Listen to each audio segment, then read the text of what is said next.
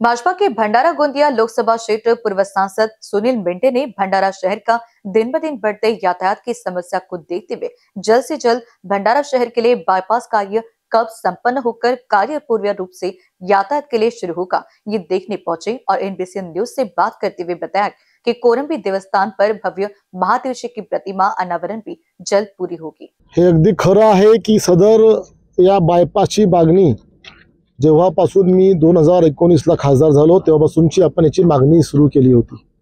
मुळात भंडारा शहरातून संपूर्ण नॅशनल हायवे नंबर 6 जे संपूर्ण ट्रॅफिक आहे, ज्याची भरपूर ट्रॅफिक डेन्सिटी आहे, ती सुरू असल्यामुळे आपल्याला या रस्त्याची गरज होती आणि आदरणीय नितीनजी गडकरी आपले मंत्रीजी यांनी त्यावेळेस माझी मागणी मान्य केली आणि या संपूर्ण रस्त्याची मान्यता देऊन त्याचं रिसर काम पण चालू झालं।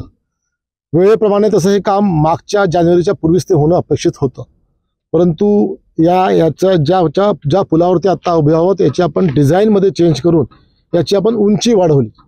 जे पूर्वी 3 मीटर साधारणतः अंदाजे 3 मीटरनी उंची वाढवली, त्यामुळे यांना ॲडिशनल वेळ लागला।